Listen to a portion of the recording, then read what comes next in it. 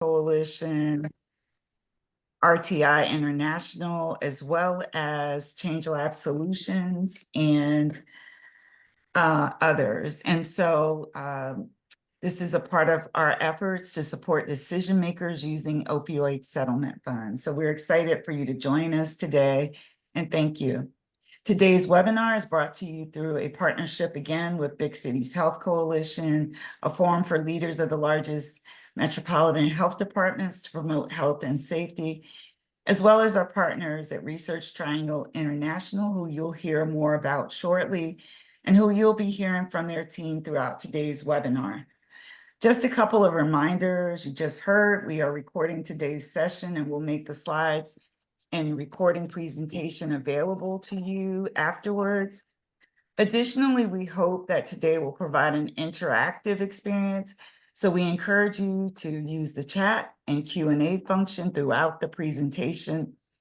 Also, please feel free to continue to share your name, organization, and where you're joining from in the chat. This project is supported by a cooperative agreement from CDC, awarded to Big Cities Health Coalition. Its contents are solely the responsibility of the authors and do not necessarily represent the official views of the Centers for Disease Control and Prevention or the Department of Health and Human Services. Through this webinar today, we hope to understand the opioid settlement funding landscape, including settlement plans, priorities, challenges, and opportunities.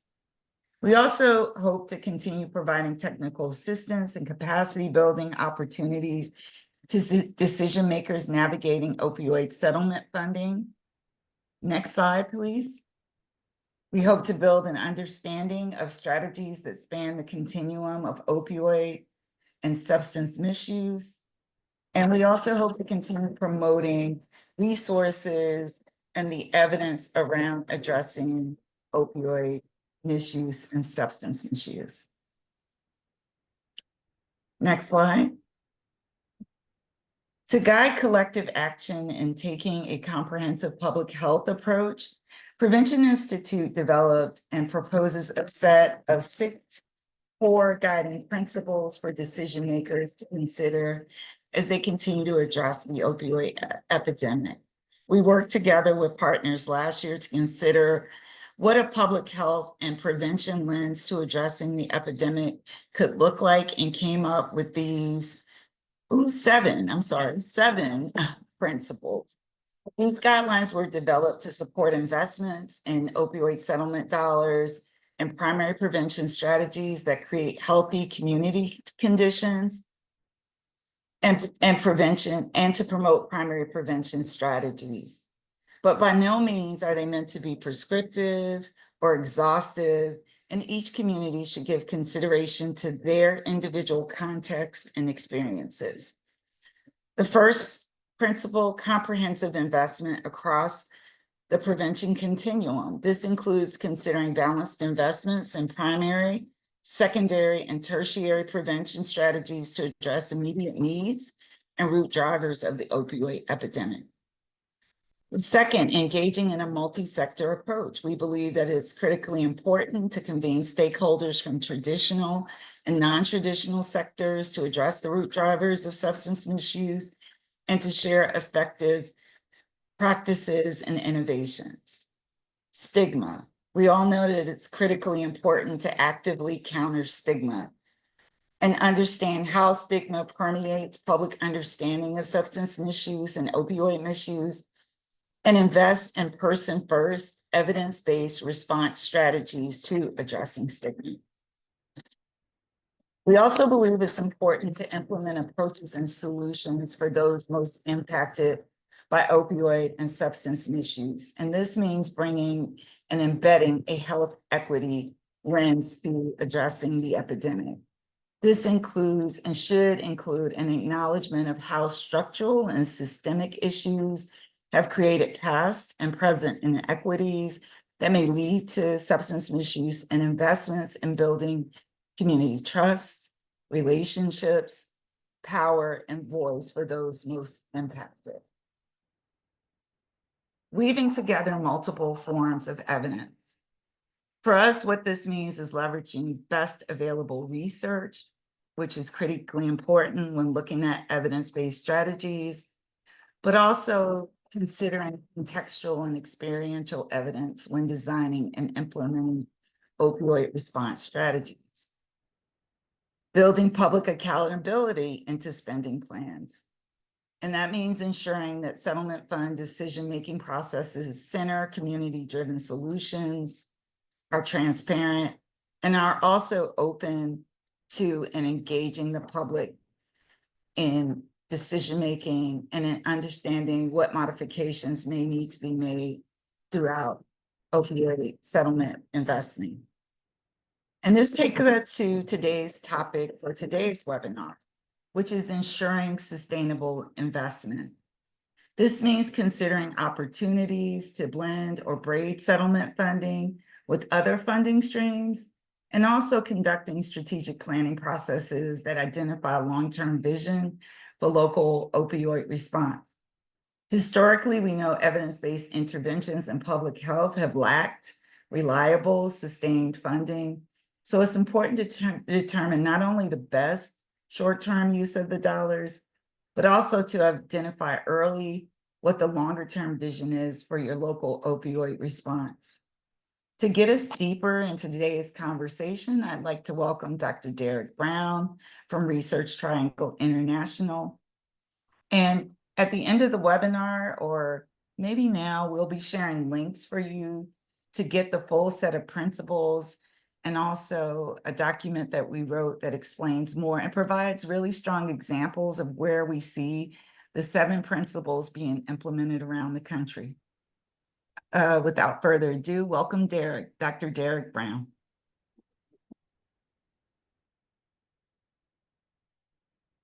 Thank you very much, Dana.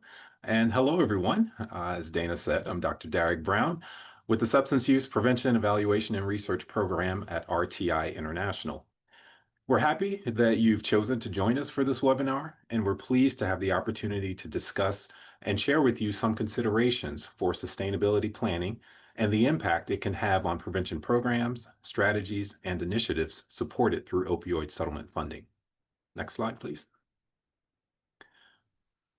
More importantly, we hope this discussion will help you think about what sustainability means within your local context and how you can move forward in sustaining your efforts through ongoing changes in the federal funding landscape. We also hope to spark questions and ideas around sustainability planning based on your own experiences. Although we have set aside a few minutes for questions and answers later in this session, we invite you to type any questions or comments you may have into the Q&A field at any time throughout this session using the Q&A button at the bottom of your Zoom toolbar. Next slide. In addition to our partners at Prevention Institute and Big Cities Health Coalition, I'm very fortunate to lead and work with an enthusiastic, well-versed team of colleagues at RTI to bring this webinar to fruition. They include Ms. Fikir Wanda-Magenu, Dr. Barrett Montgomery, and Dr. Philip Graham, all of whom you will hear from later in this session. Next slide. So with that, I'm going to turn it over to Barrett to get us started. Barrett.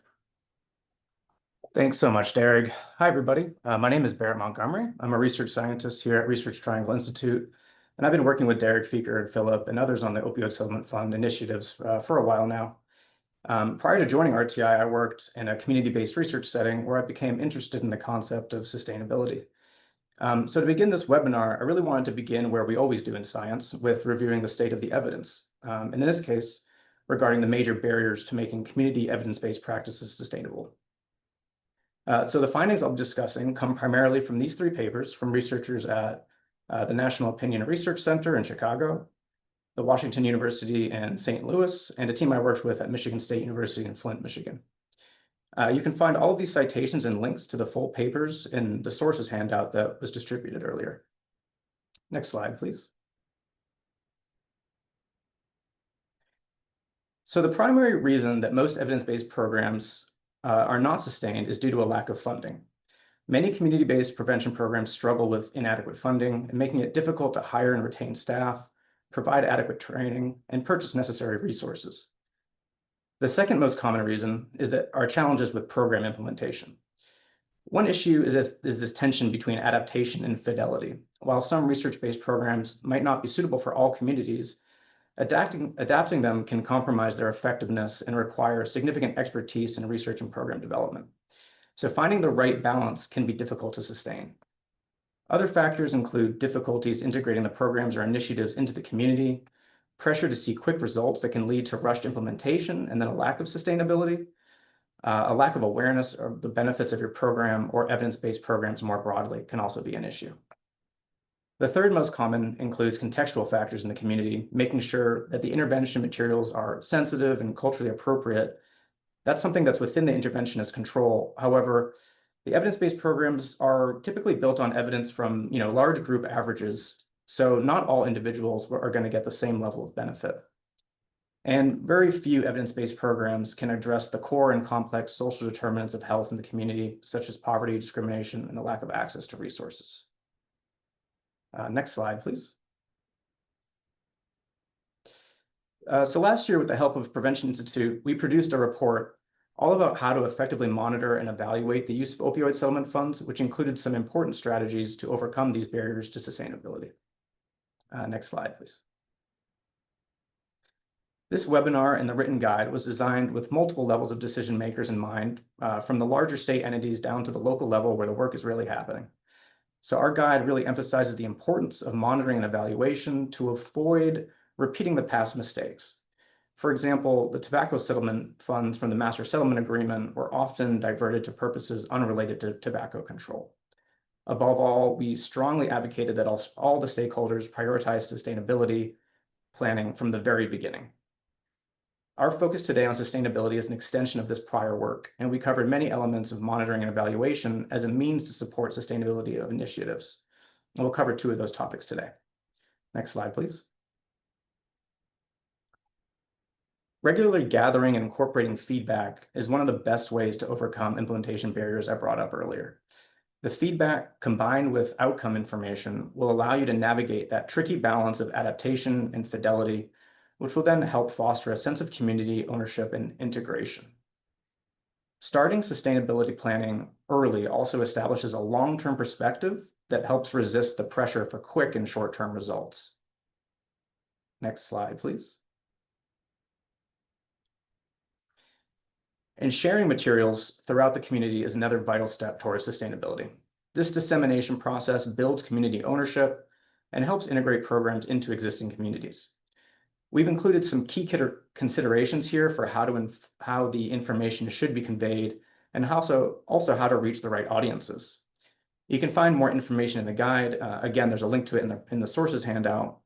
But I want to stress here also that when the information is accessible and in the hands of the right people at the right time, it can really help obtain or your chances of obtaining new funding. Next slide, please. So let's talk more about funding, since after all, that was the #1 barrier to long-term sustainability of these practices. We'll be using these terms pretty often, so let's be clear about what they mean. Braided and blended funding both refer to methods of pooling funds from various sources to support the same initiative. The difference is that braided funding means you'll need to track and report on the contribution of each source individually, while in blended funding, there's no need for differentiated tracking. So the difference in the approach is primarily funder-driven. The outcome will really be the same, but reporting on the funds is what's different. Next slide, please. All right. So these tables cover different sources of funding that can be braided or blended with your opioid settlement funds, with some relevant or interesting facts about them to get you thinking about how they might be used, or which ones are more appropriate than others for the programs and the populations that you serve. Please note that this information is all completely accurate as of very recently. However, we know that this landscape is rapidly changing. I was listening to news just this morning to try to update my thinking on this. So we'll discuss some caveats here and focus on changes in the landscape in the next section also. But this first table here is on insurance sources. So of course, Medicaid is a very common, probably the most common source of blended and braided funding for substance use disorder prevention and treatment. And it can be billed for certain substance use disorder treatments and prevention services for qualified low-income and disabled people. And then there's 1115 demonstration waivers that allow states to waive certain provisions of the Medicaid law and receive additional flexibility to design and improve their programs. Medicare is another source that covers early intervention, outpatient, and inpatient treatment, but it does lack coverage for more intermediate levels of care. And except for opioid treatment programs, Medicare does not cover community-based treatment facilities that are not affiliated with a hospital system. So keep in mind that although no funding cuts have yet been made official to Medicaid or Medicare, this obviously remains a very significant possibility, and it's currently being debated. Last week, the House Energy and Commerce Committee, the committee with jurisdiction over Medicaid, approved some large cuts to Medicaid. And these cuts aren't, at least as they're currently being discussed, are not financial in nature. They're more around the eligibility requirements for Medicaid. So it's more around the population that can be served rather than funding. But given all of this, commercial insurance might therefore actually be a safer source of sustainable funding if it is possible for your population, though benefits definitely vary by plan. Next slide, please. This second table focuses on funding from the Substance Abuse and Mental Health Services Administration, or SAMHSA. So block grants like the Substance Abuse Prevention and Treatment Block Grant, or SUPTRs, and the Mental Health Block Grant, or MHBG funds, are intended to help with the planning, implementation, and evaluation of specific activities or programs. SUPTRs funds must be the funding of last resort for substance use disorder treatment services, and substance use disorder treatment providers are required to exhaust all efforts to collect payment for services from eligible Medicaid or private insurance or any third-party program before billing SUPTRs for services. So that's an important caveat to keep in mind for that source of funding.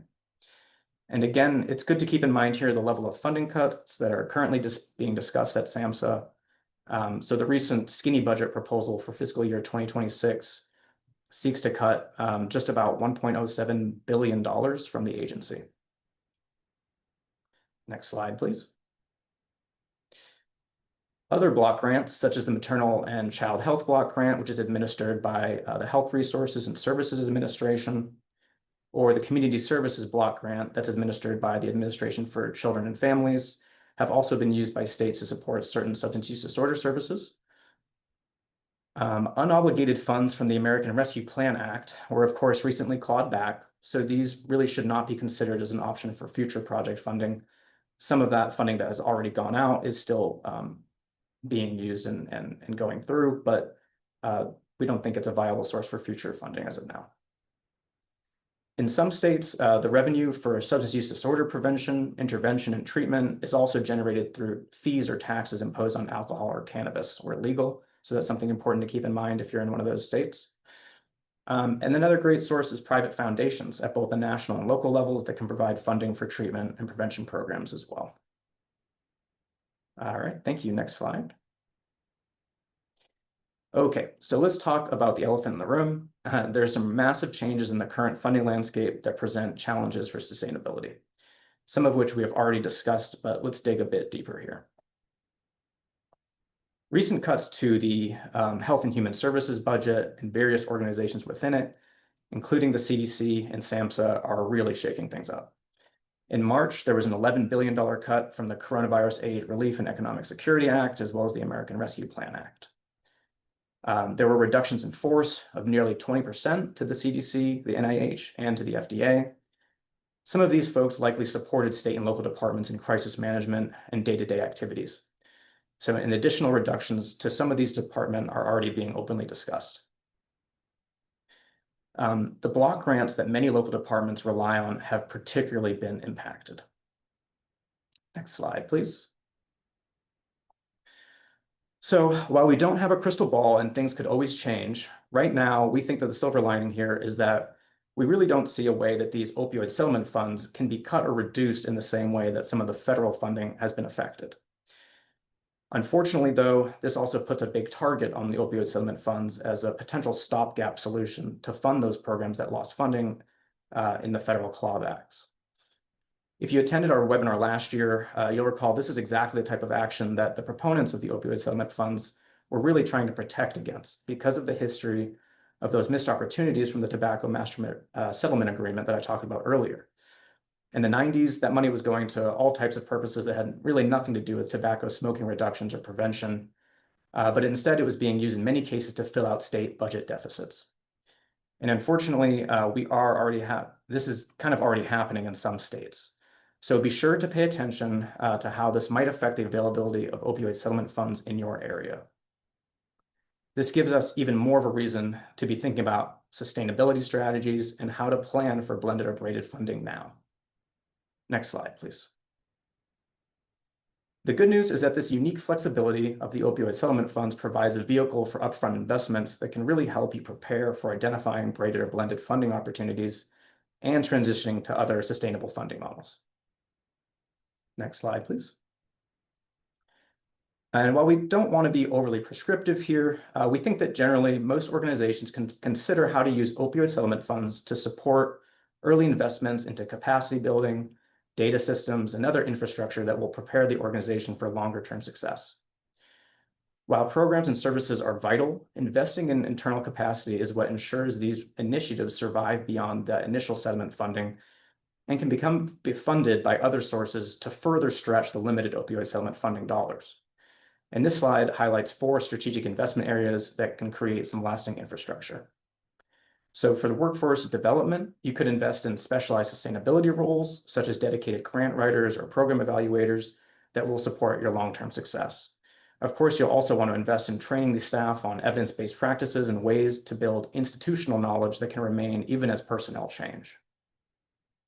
For data and evaluation systems, I think of these not so much as just administrative tools, but as sustainability assets that can demonstrate the program value to future funders. Programs that can show concrete outcomes are more likely to secure ongoing funding from other sources. For financial planning, staff trained in diverse funding acquisition can help to identify and secure sources beyond the settlement funds.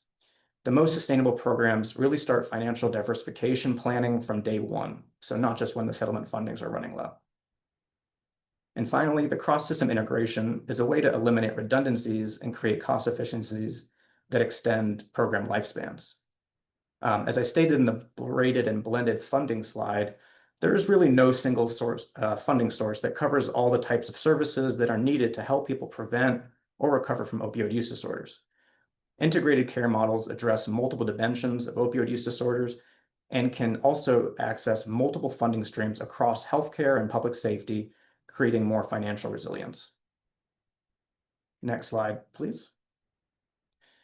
There's a really excellent example from the Karlsruhe system, as reported by the National Academy for State Health Policy, that discussed how 11 states, including Alabama, Michigan, Delaware, Virginia, and Nevada, used the opioid settlement funds for upfront investments into prison reentry and began braiding funding with the Medicaid 1115 demonstration waivers.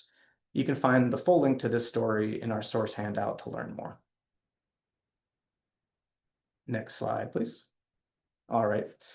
To wrap things up here, thinking about our communities and partnerships, I wanted to highlight that in the current climate, there's really been a reduced pattern of support for programs that help specific communities.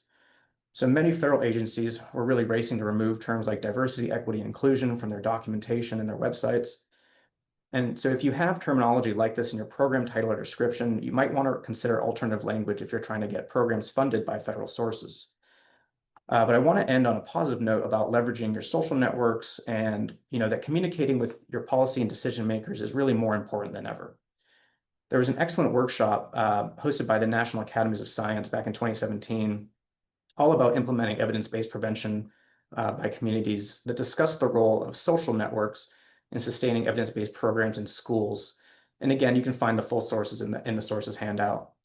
But the speakers really highlighted the importance of key informants as a source of information and advice because they got new information into a setting and they encouraged other people to adopt and to use an intervention.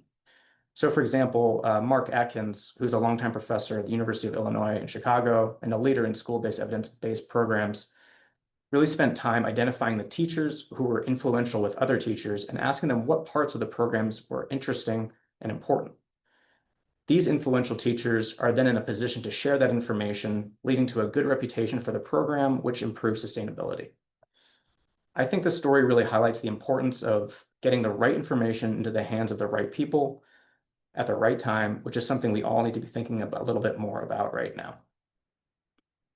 Next slide, please. All right, so I'll now turn it over to my colleague, Fikar Wandimagenu, to place the spotlight on a few case studies in sustainability of opioid settlement-funded efforts across the country. Thanks. Thank you, Barrett. Hello, everyone. My name is Fikar, and like Barrett said, I'll be taking us through some real-life examples on sustainability planning that we were able to find in different states and local communities. So right now, there is a lack of accessible and detailed examples of opioid settlement funding sustainability planning. However, we'll be going through some of the encouraging information that we were able to find within annual reports, toolkits, so on and so forth. So starting with the state of North Carolina, we find that the North Carolina Association of County Commissioners is supporting local governments in using opioid settlement funds by providing resources in strategic action planning, collaborations of connections, and program implementation support. So one of their resources is the Collaborative Strategic Planning Toolkit that defines collaborative strategic planning as a process used to create a vision and a defined plan for preventing opioid overdose deaths and to collectively make our communities safer and healthier. So this toolkit can be used either as a step-by-step walkthrough of the entire collaborative strategic planning process or as a resource to consult for specific planning activities. As of January 2025, we see that 56 local governments have reported plans to use their funds on collaborative strategic planning. Next slide, please. Okay, so we have Exhibit C under the North Carolina Memorandum of Agreement for Opioid Settlement Funds, which is basically where this collaborative planning process that we just mentioned is laid out. So this planning process would be required if the funds are to be used for strategies beyond the top priority list. It has 14 steps, A through N, which is what the visual is showing, that all emphasize different aspects of collaboration, data-driven decision-making, and the setting of clear goals. However, for the purposes of this webinar, we will focus on step K that offers guidance on sustainability through the alignment of strategies by finding opportunities to braid opioid settlement funds with other funding streams, developing regional solutions, and forming strategic partnerships, as well as pursuing other creative solutions. Next slide, please.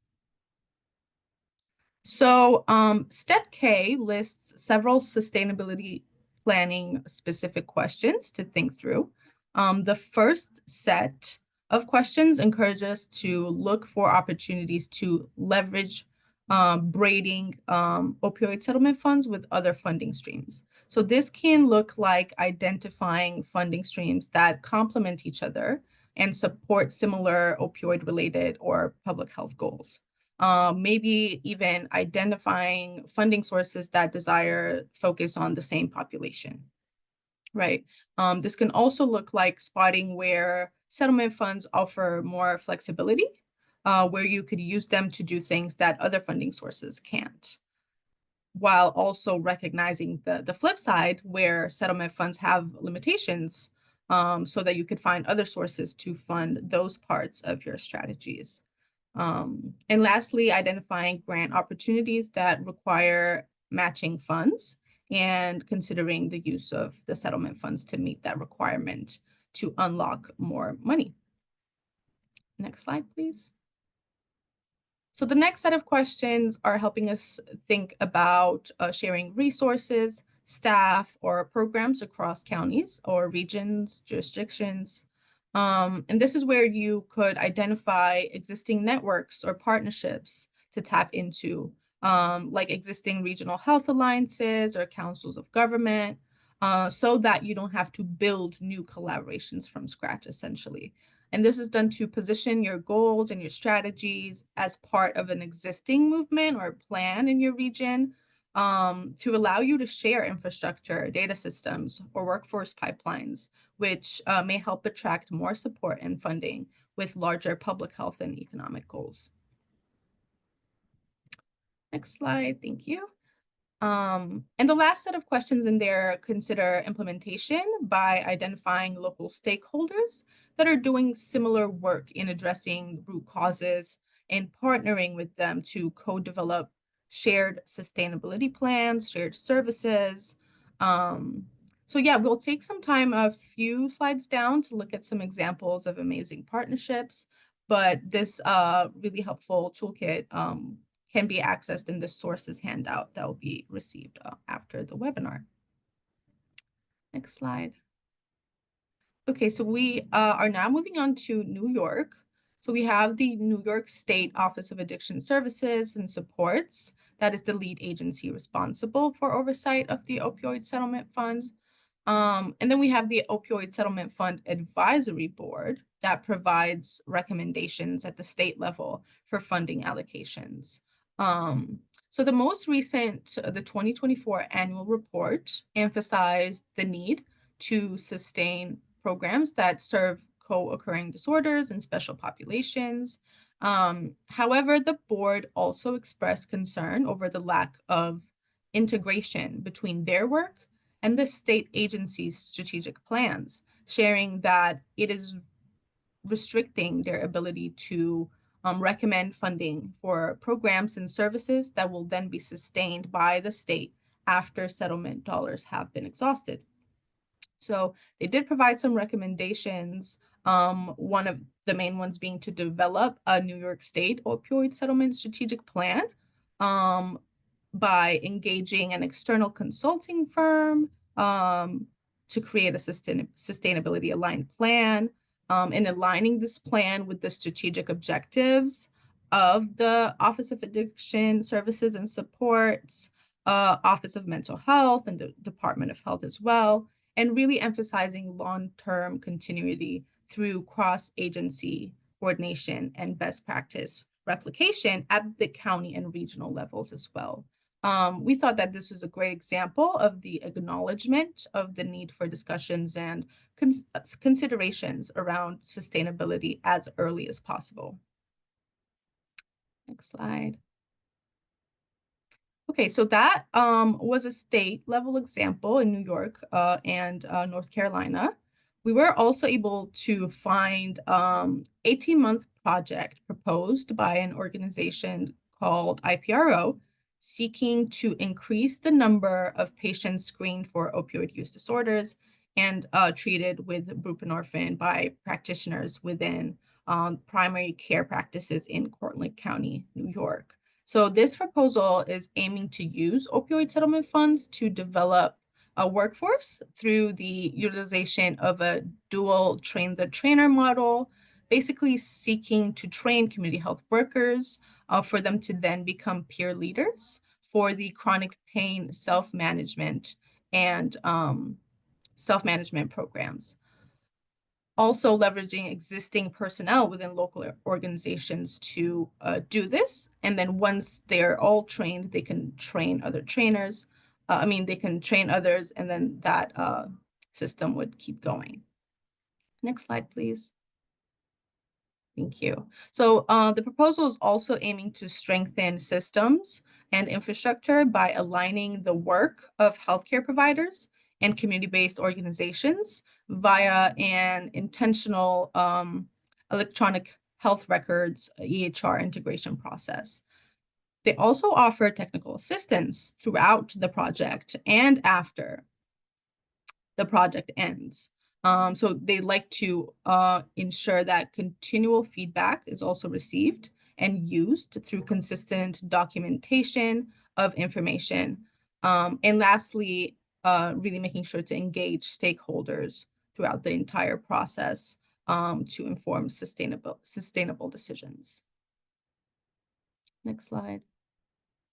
Thank you. And lastly, really focusing on sustaining the project's progress after those initial 18 months by providing licensing opportunities, looking for other funding sources early on, and also encouraging a strongly connected ecosystem for everyone involved through a collaborative online forum.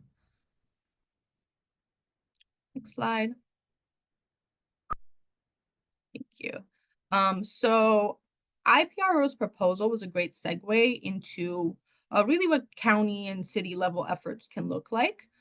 This slide is here to allow us a very brief moment to acknowledge that about 50% of all opioid settlement funds is going directly to states, and the rest is being received by counties and cities, counties being the ones getting the larger portion. Next slide. Thank you. Fortunately, we were able to identify some examples where counties and cities are coming to work together.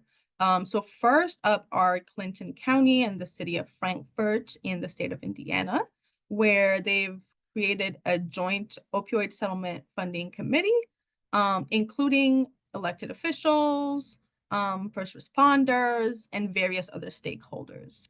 So this is very exciting because we see how they're allocating their funding based on the joint community health needs assessment that they conducted in both of the areas. And I can give you a quick moment to read an encouraging quote from the committee chair and executive director of Healthy Communities of Clinton County.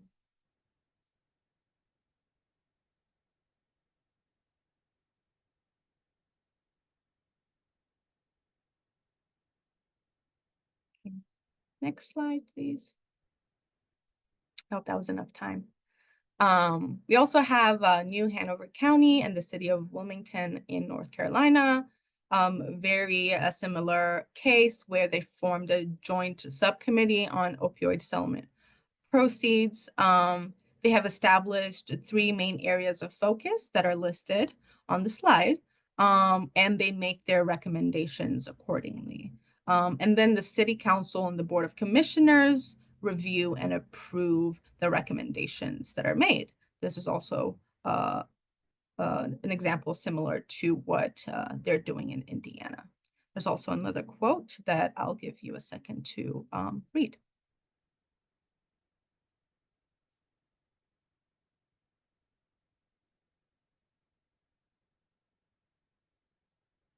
Next slide. Thank you.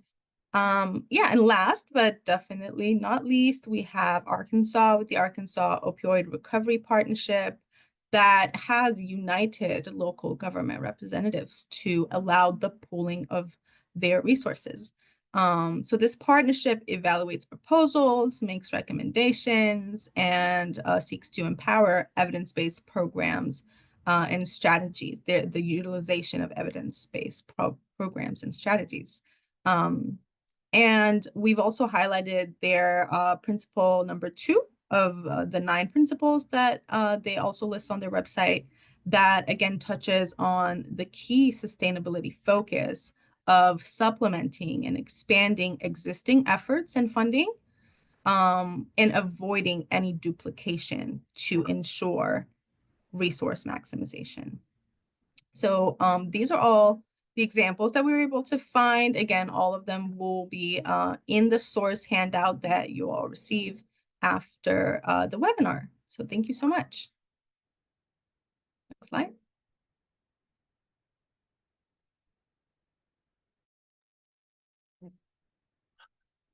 Well, thank you very much, Barrett and Feeker, for that descriptive and very timely overview. We do have a quick poll question that we'd like to get you all to respond to. Claudia, do you have that question queued up?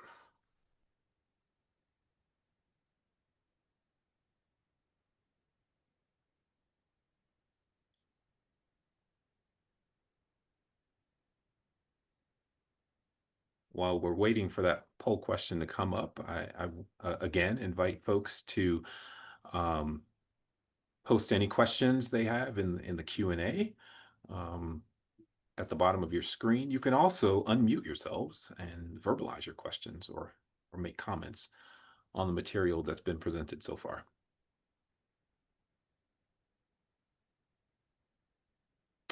And there is our poll question. It's an open-ended question, but we want to know, what is one sustainability strategy from these case studies that were just presented, which resonates with you in your local context? Hopefully you saw some relevant pieces in the presentation, or something similar that you all might be using in your sustainability planning and implementation.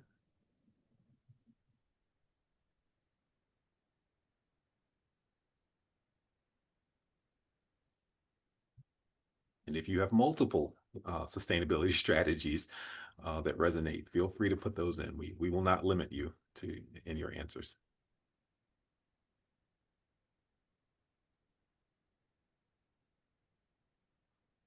All right.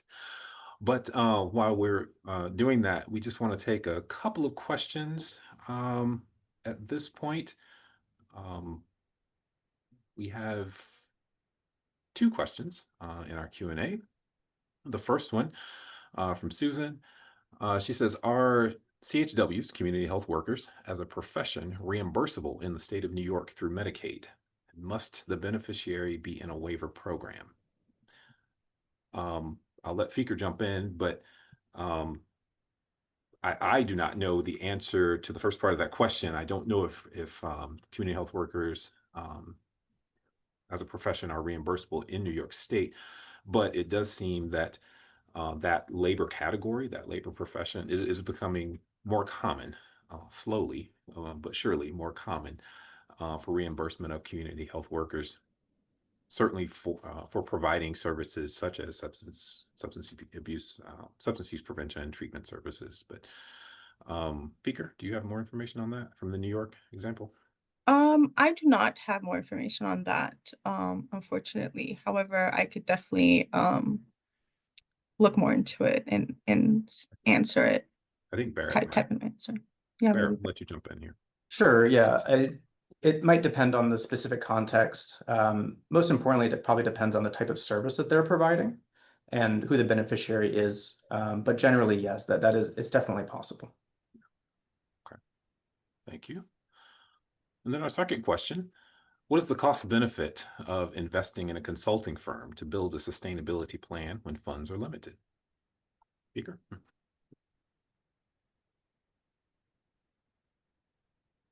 You're muted, Feker. Thank you.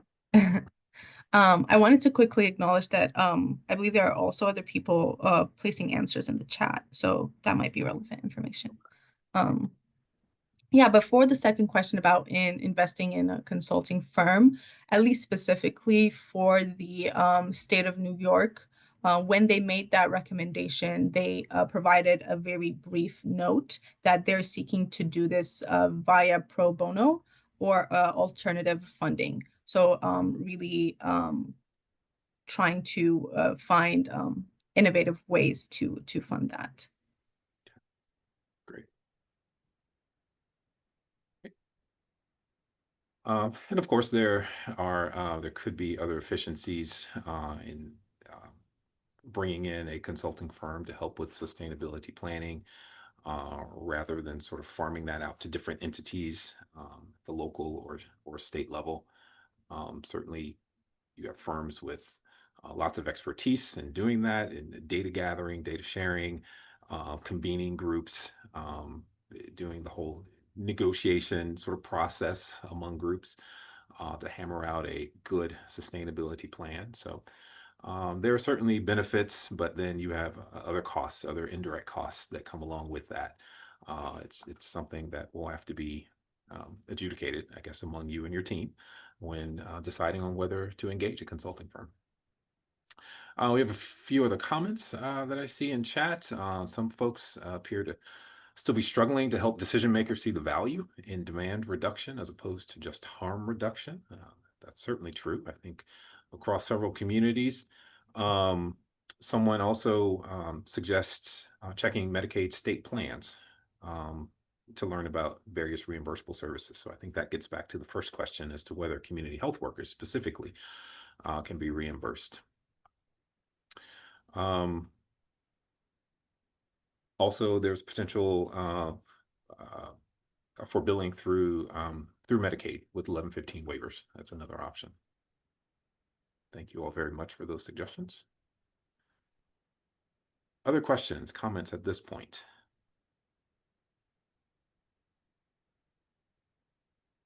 All right, well, we're not done yet. That was just the first portion of this webinar, but we have more in store. We really appreciate these questions and comments. But now we're going to transition to the second portion of this session. We're very excited to welcome two guests today, both of whom have a wealth of experience in administering and leading opioid abatement funds and partnering with various entities to ensure the successful implementation of efforts to address the negative effects of the opioid crisis on their communities. Joining us is Dr. Orlando Barker, who serves as the Director of the Office of Opioid Abatement at the District of Columbia Department of Behavioral Health, where he leads strategic efforts to combat the opioid crisis across the district. With more than a decade of experience in substance use prevention and behavioral health, he's committed to building equitable, community-driven systems of care. Previously, Dr. Barker served as the State Opioid Response Project Coordinator, managing grant initiatives, providing technical assistance, and coordinating key stakeholder groups. He's also led the Partnerships for Success program in Wards 7 and 8 through the DC Prevention Center. And he served as chair of the DC Recovery Advisory Council, which supported the development of a recovery-oriented system of care for mental health and substance use services across the city. Welcome, Dr. Barker. Thank you. Also joining us is Mr. Kirk Lane, who serves as the director of the Arkansas Opioid Recovery Partnership, an organization formed by the Arkansas Association of Counties and the Arkansas Municipal League to administer opioid abatement funds derived from the opioid settlement, awarded to the various cities and counties of Arkansas. Before this, he served as the Arkansas State Drug Director. Mr. Lane also served over 3 decades in law enforcement with the Pulaski County Sheriff's Office and as the Chief of Police for the city of Benton, Arkansas. Welcome to you, Mr. Lane. Thank you. So, gentlemen, we would like for both of you to start by giving us a brief overview of the mission and priorities of your state or district's Opioid Abatement Council. Perhaps describe one program, strategy, or initiative on which opioid settlement dollars are being used, and tell us what sustainability means in your local context. So I think based on the last slide that Feker shared, the Arkansas example, I think that's a nice segue to start with you, Kirk. Since you are in Arkansas, we'll let you start with that brief overview and description. And thank you for having me today. I'll start by saying that our concept was a little bit different than most states. Our attorneys that we worked for actually pursued litigation from a city, county, and state aspect, and got a settlement. And that's 1/3 for the cities, 1/3 for the counties, 1/3 for the state. The cities and the counties came together and formulated the Arkansas Opioid Recovery Partnership and pooled their money together, and then hired myself and my deputy director away from the state, for lack of a better term, to administer these funds and get them out the door. So that was the start of it. That started in 2022, and we have had to build a system to get that money out there. And we did a proposal type concept along with the impaneling and advisory board to help us with that, selecting people from all over the state with various demographics that we felt and expertise that would help us make good decisions on the dollars. To date, we have had about 466 proposals asking for a total of $384 million money we don't have. But we've been able to approve 194 of them for about $31 million that we put out to date. And we look for sustainability in those programs. Honestly, we don't always get it. We're trying to focus our dollars on expanding what the state is doing and coming from the state. We kind of know where those um, issues are and where they need to be. So we try to expand and work alongside our state partners to expand those programs in the state. Thank you very much for that brief overview. Orlando, hear from you now. Hey, thank you. And I did have a few brief slides to share. Sure. Screen share here. All right. This over here. Okay, so again, thank you for having me here. I will sort of move through these a little bit faster because I know a lot of to get more to the meat of the sustainability, but I did want to sort of present a background of how we started in DC. So the first thing to realize in DC, obviously we're a district, we're not a state. So we have a lot. It's a smaller entity, although we are working with 700 individuals, which, 700,000, I should say, um, citizens or residents in the District of Columbia, which is bigger than some states. But the point is that we essentially have one central sort of bureaucracy. We don't have counties, things of that nature. Um, and as far as the money, we started receiving settlement money back in 2021, but there was no infrastructure yet in order to spend this money. And so this money it started with the Opioid Litigation Proceeds Act of 2022, and with this was created the Office of Opioid Abatement, which I'm currently the director of, which is in the Department of Behavioral Health, which is agency responsible for behavioral health needs of district residents. And then there was the creation of the Opioid Abatement Advisory Commission, which is a 21 member body, which is separate from Department of Behavioral Health. It has uh, it has a number of individuals from within government, so government officials, as well as private individuals who make up this commission. And the private individuals are both appointed by the mayor and the council.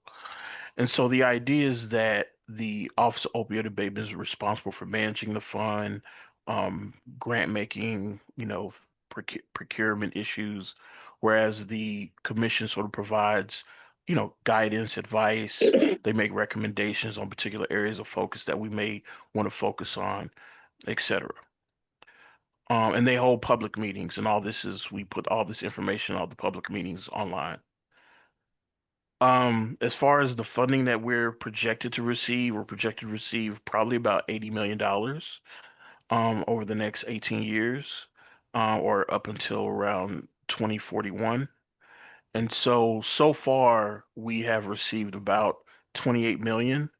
Um, and like I said, last fiscal year, so no fiscal year 2024 was the first year we had spent any money because that was the first year that the office and the commission were established. The other thing I want to present in terms of understanding sustainability in DC with these funds, we have to look at Live Long DC. Live Long DC is it was the original strategic plan created by a number of government agencies, DC residents, that was adopted and is the sort of standard bearer for how we should address the opioid crisis. Um, that is, that is promoted by the mayor of the district. And so it's the underlying strategic framework for how we address the opioid crisis. Now, Live Long DC started before a bit before opioid money started coming in.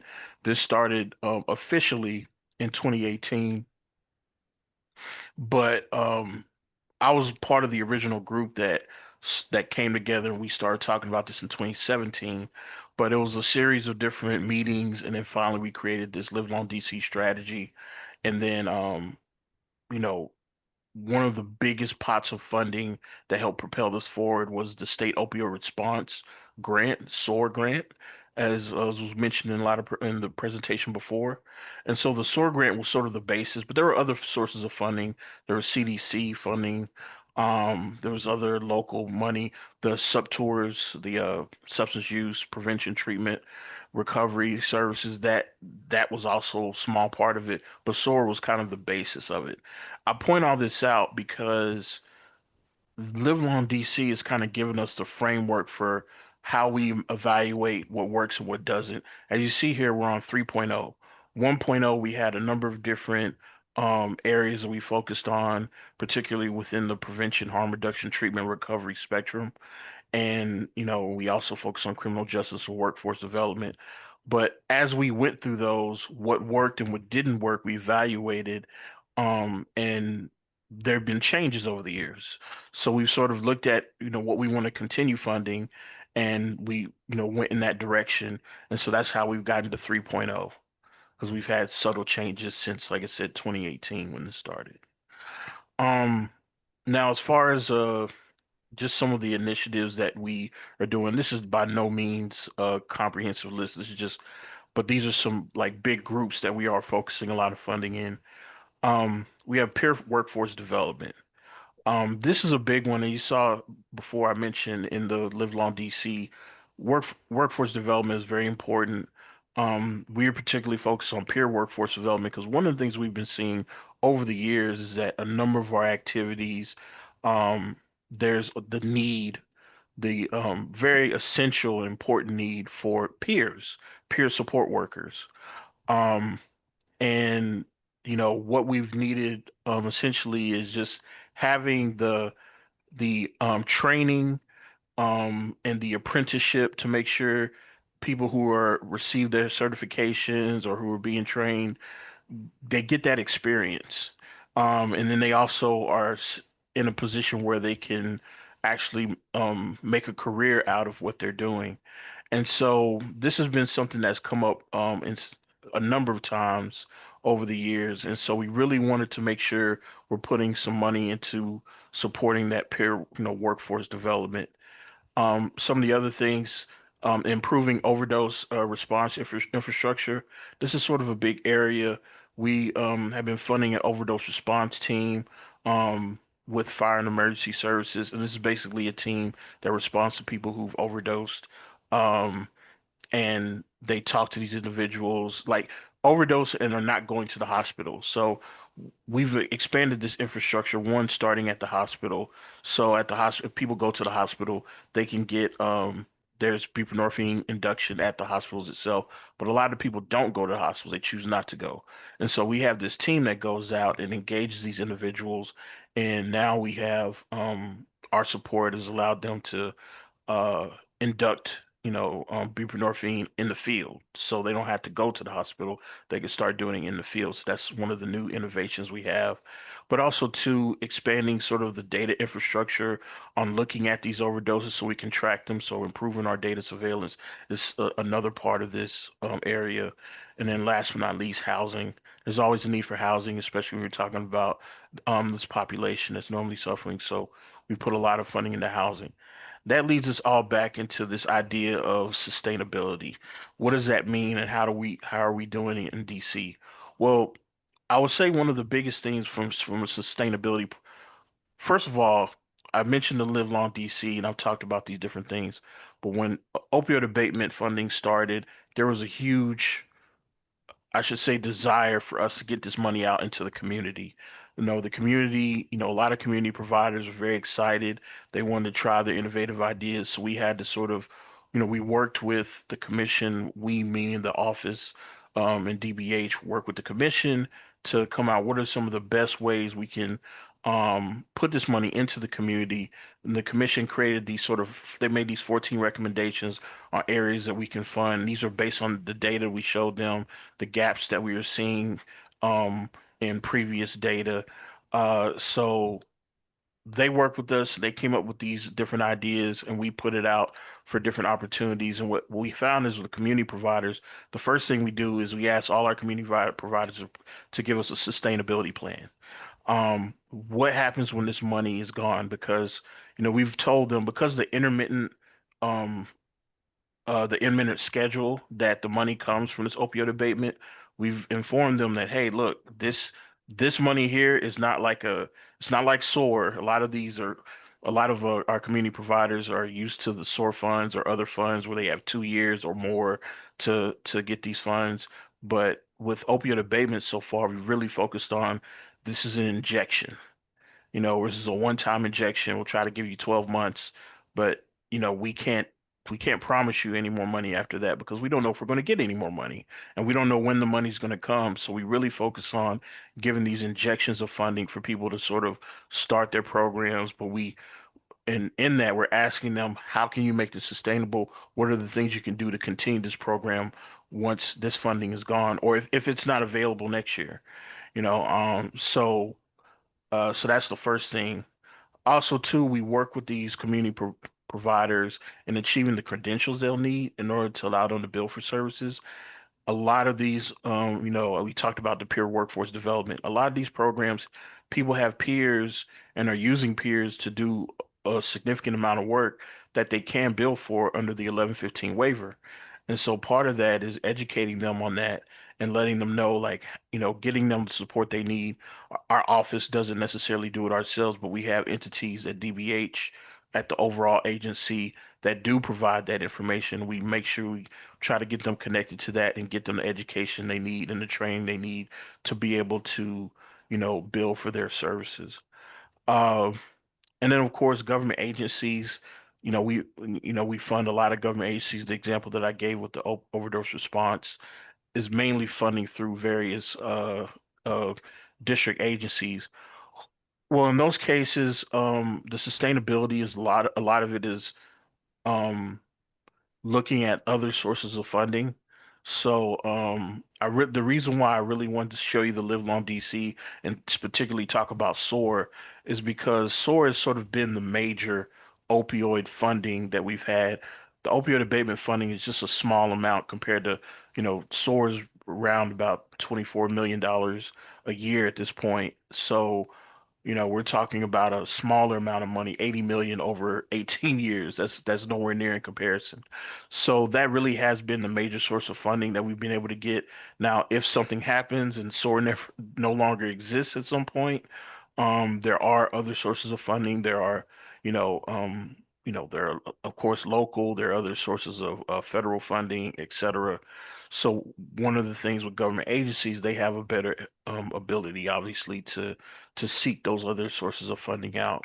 So yeah, so I mean that's mainly, I would say, the biggest ways that we try to um, encourage sustainability as much as we can. But we look at it in DC not as just a simple issue of the opioid abatement funding.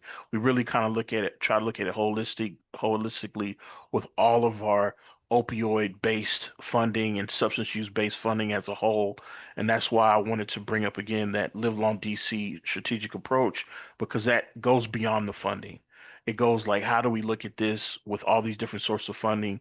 We have one district and we have these issues, but we're constantly working together. So that's how I wanted to make sure we show that in a very broad way.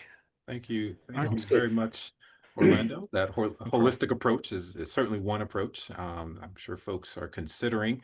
Um, and we appreciate what you've shared. You sort of took us well down the line and answered a couple of questions, but we want to bring you both back in and dig a little deeper into your sustainability plans within the local context. So, Philip, I think you have a question for our panelists. Yeah, the first question is going to be to Kirk. And so, as you just talked about earlier, you guys are doing things very differently in Arkansas. And while, so two questions I want you to answer, but as an evaluator, I'm going to start with the evaluation one. And so, from your perspective, how do you assess which initiatives are viable beyond the opioid settlement timeline? And then, what metrics or signals are you using to make those decisions? And once you've talked about that, then we'll circle back around, talk more about some of the approaches you are using with respect to sustainability. Yeah, so I think what we look at each proposal that is brought to us individually, And one of the pieces in there and one of the questions we have in there is sustainability. So I think we kind of dig into that whole proposal because we realize that the opioid settlement money is, for lack of a better term, blood money. And we look for the heart of the proposal. Are people just wanting money to sustain, or are they really trying to make a difference in their community? And so we kind of dig into each one of those proposals to find out um, the answers to those questions and look at their history, look at what they've done, look at their background, we ask them for data about opioid abatement issues that they've had, either successful or non-successful. And then we look at their program overall and what they're doing. And we want to make sure that it's not replicating something that the state is doing in the same area so we can expand from them. So that's kind of part of it. We look at a lot of times we look at the length of their funding, what they're looking for. Is it 1 year, 2 year, 3 year? And then what their plan on sustainability is. We don't really have a cookie cutter answer to sustainability because programs vary and the needs in each community vary. So we kind of look at that and we get buy-in from the mayors and the county judges in those prospective counties where those proposals are coming forward. Is this something they want and something they can get behind in their community? So that weighs into our decision-making process.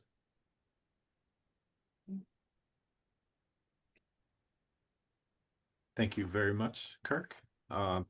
Orlando, do you have anything to add to that response? Or I guess I would need to hear the question again, only because it's very different. Like we have a very different experience. When I hear that answer, it's like we don't have, the different levels. So we're very unique. So Dr. Graham, was there? Yeah, so if you could focus on how do you, in terms of evaluating what's working and what's not in your funding, Okay. so how do you assess which initiatives that are viable beyond this initial year?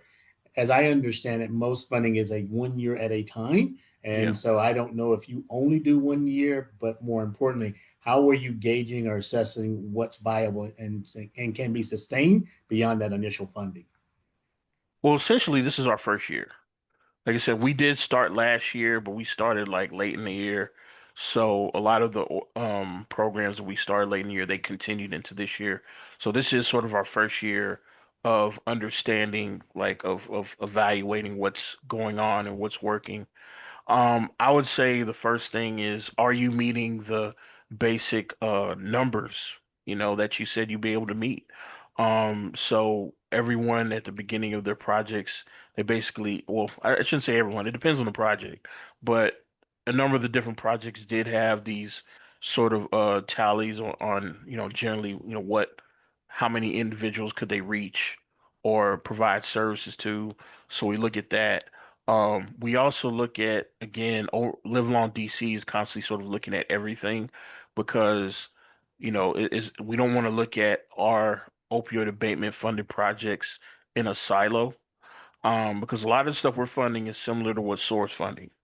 So we need to like kind of look at all these things together and see, what we're finding.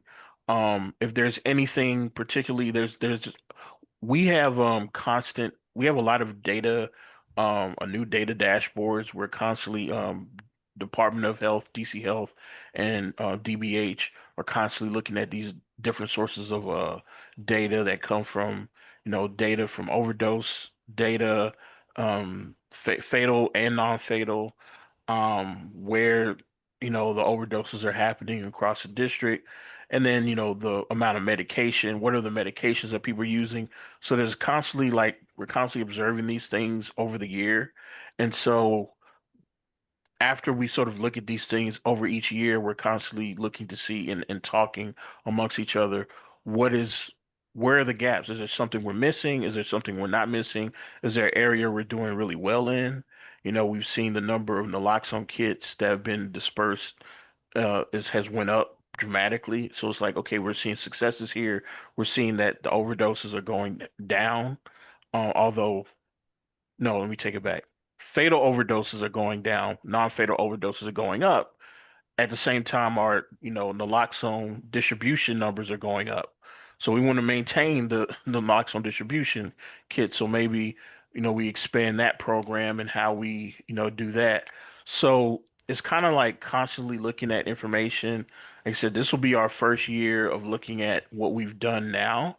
And some of the, I think there are some areas where we might want to prioritize just based on knowing that, over the years, these are constant areas of like problem. Like, I would say housing has always been an issue when it comes to individuals in the substance use area. And, and trying to address the issues with people with substance use or OUD, making sure they have housing, at least temporary or where there's transitional recovery, these different types of housing. So I think certain areas we might want to continue to support because we know those are challenges. Um, there are other things like we haven't had the youth SUD services, uh, in DC have been weak in a lot of ways. Particularly we don't have a residential, um like a level 3.5 residential SUD facility in DC for youth. Traditionally we've had to send our youth out of the district. We are supporting we are funding an organization to start one here now. They haven't quite opened yet. But that is one of the goals, to start one here now. So that's what we look at. These are the gaps. Like, okay, we don't have this, then we try to put those things in. But the goal is not to use opioid abatement to solely fund them. It's to help them get started, and then we look towards other sources of funding, and of course, Medicaid and other areas to continue their funding going forward. Okay, makes sense. So thank you for that. So Derek, I'll let you ask the next question of Mr. Lane. Yeah. Carrying on with this notion of addressing challenges and gaps, with opioid settlement funding. Have you all thought about, and how are you building a sustainable behavioral health workforce pipeline in your state or your jurisdiction? So, Yeah, Kirk? so like I said, coming from the state, we knew that the state had a very strong peer support, similar to what Dr. Barker was talking about, peer support network. So, but what they lacked was having peer support involved in different, or buy-in for peer support in different modalities, whether it be partnering with hospitals, partnering with EMS, partnering with law enforcement, partnering in different type of programs and treatment centers. So we looked at that and we were able to expand that ability by in the proposal thing where people want peers to work in their programs and they were going to be supportive of the peers. Then we were able to fund those positions for a limited period of time, plus looking at their sustainability and how they would keep those positions as they move forward. Some of our programs we funded failed. And so it's been a learning deal as we move into our first and second year. But some of them are succeeding. We're seeing the buy-in. They're finding ways to not be dependent on state or federal funds. They're finding ways to fund those programs. I like in some of our overdose response teams where we pair a peer recovery specialist with a law enforcement investigator that responds to these programs. A lot of agencies have seen the success in that. They find the success in that. And because of attrition and trying to hire within their own group, they convert those positions to hiring a peer or hiring a specialized investigator to work an overdose investigation to hold somebody responsible for poisoning that person. So we're seeing and then we evaluate the data that comes out of that.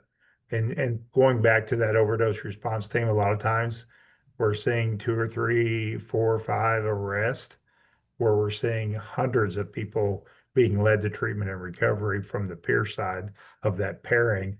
But I think the most important thing of that thing is seeing the breakdown in stigma within the agency itself, and then also going out into the community in that aspect with that program. So it's been a win-win when we evaluate those programs. But then honestly, we've had some programs that have just failed. They got into it thinking that this would be a year-to-year funding, never really had the intention of sustaining it, never really wanted to evaluate the information. They just wanted the money. And so we find those things out, and so we kind of learn as we go.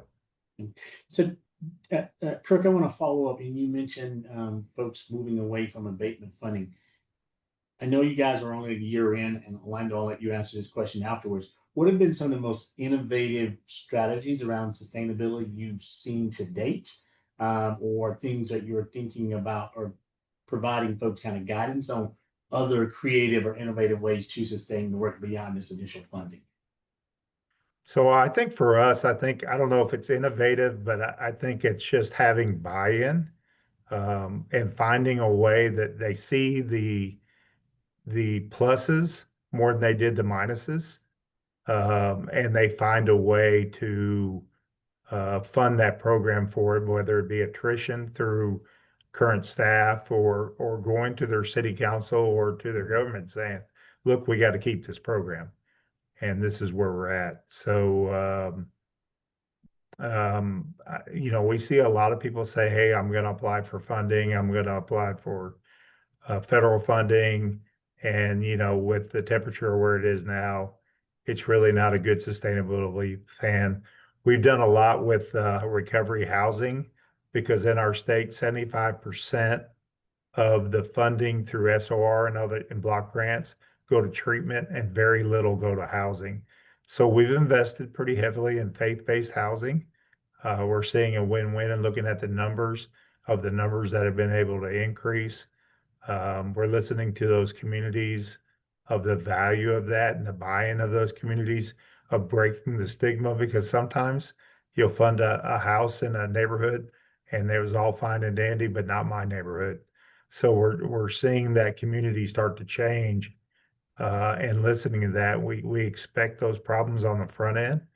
But I think innovative to us is we're seeing the buy-in of the community afterwards and saying, hey, this is a good program and we like these people in our community. We support these people in our community, um, even though they've been there the whole time. Orlando, any innovative strategies that have been used to date that folks are thinking about how they sustain this work beyond? So if you can take one example where folks have come up with a way to keep going on, even if this funding is not going to be available. Yeah. Well, first and foremost, let me say that we're funding the birth of what we're funding is very expansive. Like there's a lot of different things. So from like community-based organizations, like faith-based organizations and government agencies, like it goes across the spectrum. I wanted to start off there because you said one of the most more innovative things made me think about our faith-based institutions that we're funding, and they have, the biggest thing is train the trainer. So they receive a lot of funding for trainer models. So it allows them to buy all this, all the training that they need from professionals. They're able to get materials and stuff and things of that nature, and they can reuse them. And so now in a lot of cases, they're providing, once they get that training, um, they're able to do a lot of, they don't need to be paid to get the training anymore because they've trained a significant amount of people in their churches to be able to provide the same sort of, evidence-based, experiences. I would say the one example that I'm thinking of right now is the cafe model. It's a model of, engaging people in the community, talk to them about various issues. In this case, of course, opioid use disorder and some of the things that are surrounded with it. So they've trained, we've had churches train themselves and train people at the church in this who are able to now train other people to do this. And so now it becomes a situation where they're training other community, any other individuals in the community to provide the same activity. Um, and then as far as like some of the funding, some of the funding sometimes may pay for, and when they do these cafe sessions, may pay somewhat for food so they can, just snacks or what have you. but these are churches where they have donations, so they can pay for, they can get donations to pay for some of these things themselves. So really, they just need to have the expertise to be able to do these sessions. So I think that's one of the ways you see um across the board. I mean, I use that example, the cafe model, but the train the trainer. If you basically you give people the training, the expertise, you pay for that, then they can actually provide that service to other people without, you having to exert more funding. Yeah, sustaining that actual service makes sense. So Right. that's a great example.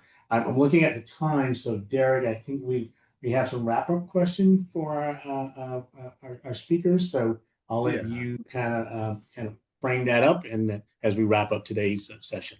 All right, sure. Thank you, Philip. And gentlemen, again, we appreciate your time and responses here. But if we could ask you, knowing what you know now, what might you do differently in terms of moving the work forward or sustaining that work in 30 seconds? If you could answer that question, that would be helpful. Kirk, we'll let you go first. I was hoping that you would start with Dr. Barker, but that's fine. I think learning what we learned forward is I think we all came into this, and it was hard to come into this, and I'm not trying to speak for everybody else, with just Exhibit E as a guide. There was no template to tell you what right or wrong. You kind of learned into it. So being patient with the process and getting a good understanding of what our needs were and getting it out the door. I think the biggest thing is the realization of the partnerships that you develop and then maximizing those partnerships, getting them all to work together for one common purpose and a direction in the mission. Makes sense. Thank you. Orlando. Really 2 words: slow down. Okay. If I had a little clicker here, I'd play a little sample of Brand Nubian, slow down. But no, I think there is a rush to spend this money. I found, and I don't know if this is everywhere, but particularly I think from a political standpoint, people are like, we want to show we're doing something, we want to show we're getting the money out to the community. And while it's good in one sense, I think at some point, once the money gets out, you need to slow down a little bit and, like you said, evaluate and observe what's working, what's not working, to be able to assess, like, is there somewhere else we can inject the money? Because, I think overall, I think in terms of sustainability, injecting it in the infrastructure, things that last, things that, you can put the money in, you're going to see it last for a long time. And I'm not only talking about buildings, but I am talking about buildings. But, you know, infrastructure, things that it could be, whether it's data infrastructure, like you're talking about hardware, et cetera, but what have you. But basically slow down, look at where the money's going that you're spending so far, and what, how is it working and how you can improve it, and then move from there. Right. Slow down and think carefully and critically about how to sustain these efforts. Well, gentlemen, we really appreciate you both. Thank you. You've shared with us your experience. There are definitely some challenges, but I think some real opportunities here that folks can learn from and apply in their own communities. So I'll turn it back over to Dana to close out this webinar.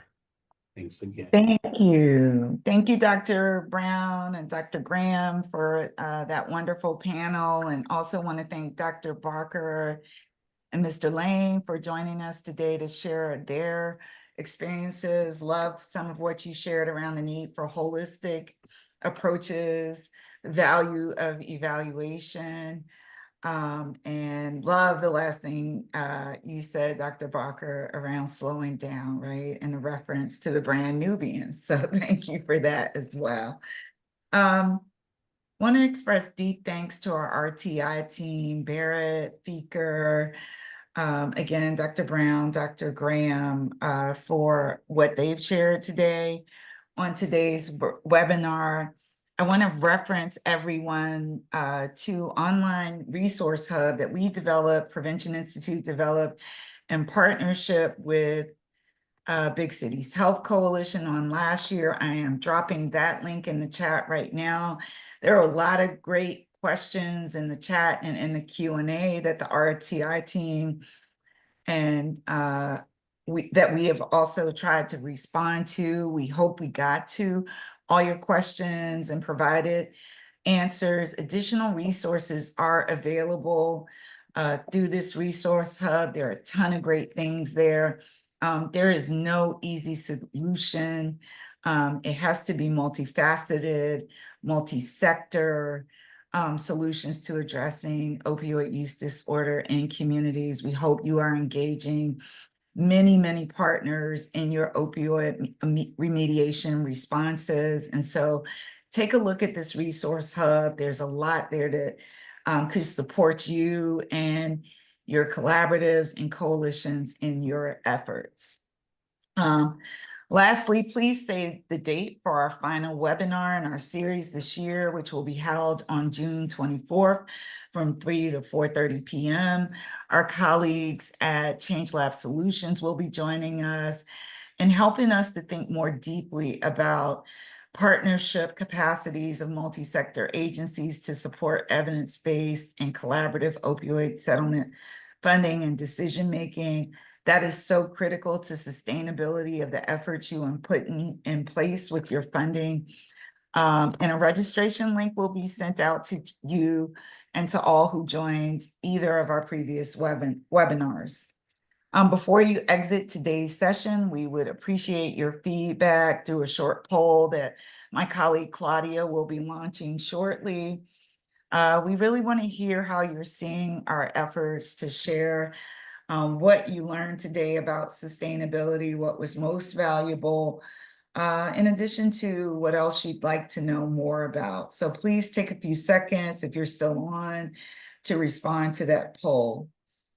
Feel free to reach out to our team at Prevention Institute, Big Cities Health Coalition, RTI, and our guest panelists with any additional questions or feedback that you may have at any time. We are looking forward to engaging and continuing to interact with you to learn more about your work and to answer any questions that you may have.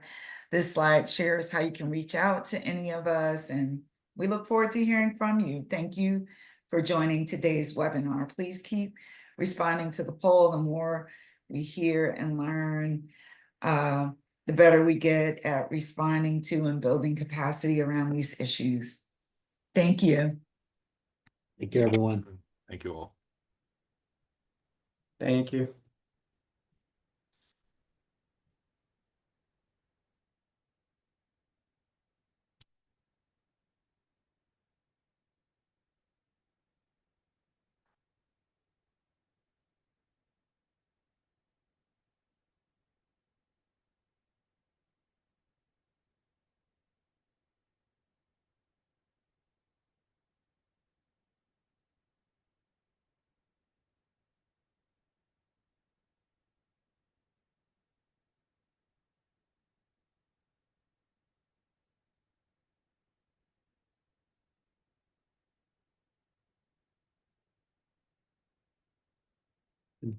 Did Mr. Lane know he's still on?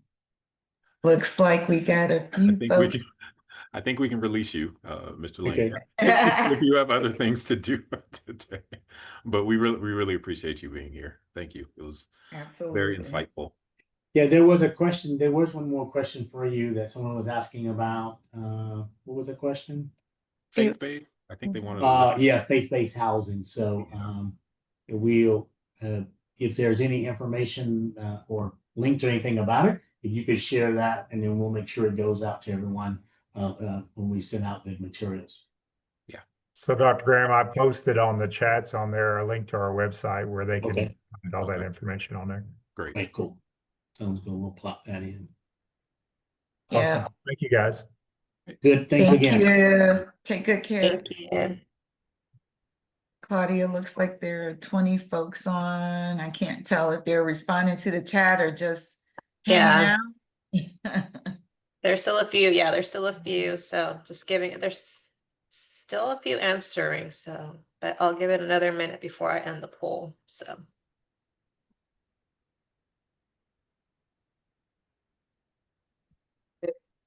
Good reviews, good responses. I think The topic of sustainability is one of those that, yeah, folks are constantly thinking about. It's not easy. Yeah, well, and given the current climate landscape, Landscape. Exactly. more relevant, right? Very much relevant. Thank you to Barrett for bringing